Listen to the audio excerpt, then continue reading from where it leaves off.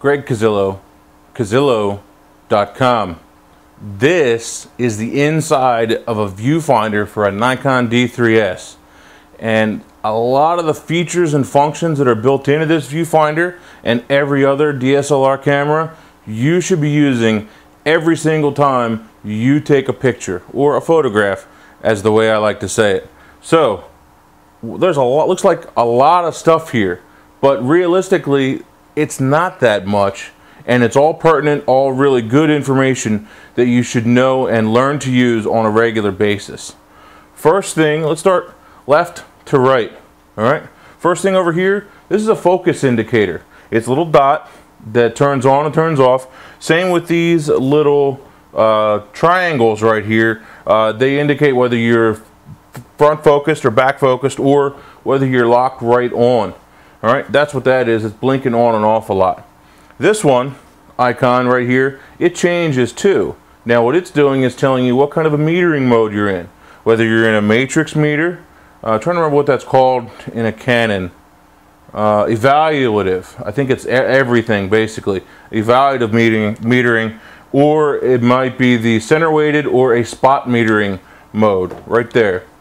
Next is our program, whether we're in a program mode, a manual mode, shutter priority, or aperture priority. How are we shooting? How's it going to set up our exposure? That might be an M, a P, an S, or an A.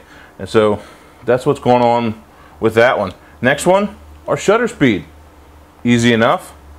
Aperture, real easy again. ISO, there you go. Next, battery function.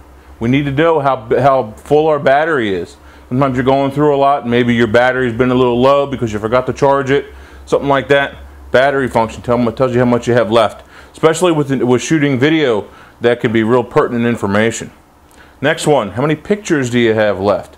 Now on the D3 and D3S, when I press the shutter down halfway, or when I'm actually shooting, what it will do is switch to the number of remaining photos instead of the number of pictures that I've already taken. So that's pretty cool. Did I say that backwards? I might have said that backwards. Doesn't matter, it switches back and forth when you hit the shutter. Last one is the flash, whether it's still charging or whether it's actually ready to go, because it takes a little bit of time. Sometimes you're inside or maybe you're outside, you need a lot of flash, and it takes a little bit longer for it to recharge after a big full burst or a half burst. So that's going to tell you whether it's ready to go. It'll be blinking red, then it'll switch to green, and it tells you what's going on there. Next one over here, bracketing. All right, bracketing I turn off almost all the time, except for when I'm using aperture priority or shutter priority. Never use it in a manual mode. This one is also a part of that bracketing, a little plus minus. And it should tell you the amount of bracketing over here, like a 0.7 or a minus 0.3, something like that is over there. This thing right here is our scale, our metering scale. This is super, super important. You should be using it all the time. All right, I'm going to talk about that in a minute, plus what this thing is. This thing over here, like we just found out, is our metering scale. All right, now sometimes we'll have some additional bars, okay, that'll fill it in up or down, okay, and those additional bars are telling us, hey, we're overexposed by a stop, or we're underexposed by a stop, whatever the case may be.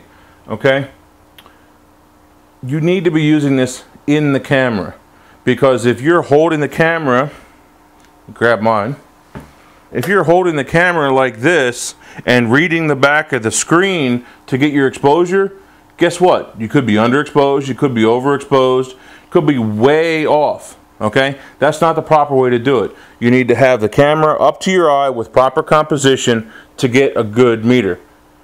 Now, sometimes that does change. Sometimes you might not want the super white bright sky to be a part of that scene. So then you'll take the camera and point it down just a little bit, take a meter reading just off of the ground or the building in front of you without the sky in the viewfinder. Okay, then you can use either one of the AF lock modes or the AE lock modes, or buttons that could be built in your camera. Or if you're doing it manually, you just turn your dial, set your exposure, recompose, and take the picture. But Remember that. That's what that scale's for. Okay? What's this thing? Well, this thing is that little dot that we talked about in my last video. Talked about autofocus. If you did miss that video, check it out. It's here on the blog or on YouTube. It's a really good video. It tells you all about the focus modes, how to use it, when to use it, and which ones that I use. This is that little thing that moves around on the inside of the camera with the multi-selector. That's the right way to do it. The right way is with that multi-selector. Now, speaking of the multi-selector, all of these functions, with the exception of one, you should be able to change without taking your eye away from the camera. So for example, I just changed my metering mode from aperture priority inside of the camera to manual without taking it away from my eye. Okay, you should be able to do that. And this is your homework. Alright, homework assignment right now. Ready? Get out your pen and paper. I want you to be able to hold the camera up to your eye, and you're going to practice this without even taking pictures.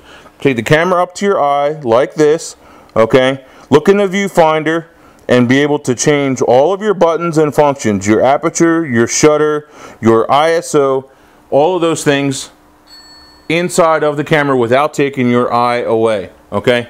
Now, there is an exception. Some cameras, especially the lower end Nikons, I don't know about the Canons though, will not allow you to change your ISO with an external button.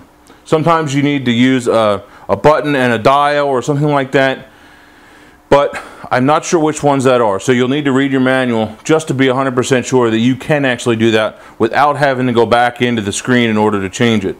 That to me, I think, is a bad thing. That's why I always recommend some of the higher cameras, because those extra buttons make things so much faster, so much better, and easier to use when you have an external button to be able to set all that stuff without having to deal with going into the menu, because the menu slows you down and you get confused and you forget about stuff. And so that's your homework. Be able to do all this stuff inside of the camera. One more tip. Be right back. Last tip for today. This has been one of my biggest pet peeves for a long time. I see so many people holding their camera the wrong way. Okay, this is the wrong way to hold a DSLR. Now granted, I have a short lens on here, but it really doesn't matter. Okay, this is the wrong way to hold your camera. If your fingers are on top of the lens like this, what happens is if you hold it for a while, okay, you hold it out like this for a while, you can feel the muscles in your forearm start to work and strain. Those are small muscles. Okay, you're going to have a much harder time holding that camera steady after a while, versus if you turn your hand this way, then you use the big muscles. Okay, use that big muscle right there, bicep. That's the one. Use that big bicep right there, which is a much better, much stronger muscle. Can take a lot more fatigue, and it's so much better. So take your left hand, this is the proper way to do it. Take your left hand in the air like this. Set the camera on top of it, and the majority of the weight, if not all the weight of the camera, should be on the left hand all the time. Then you take the right hand onto the side. You can control and use your buttons. But the primary movement, control, and focus and zoom, obviously, is with the left hand. Then the right one really is just about movement and placement, not as much about weight and holding the weight of the camera. That's the right way to do it, and trust me, it is so much better when you're doing it the right way. You can tuck your arms in real close, especially if you're trying to squeeze out a long shutter speed, something like that. It's a much better way to go. Alright? Try it out, guys. Greg Casillo, Casillo.com. Do your homework.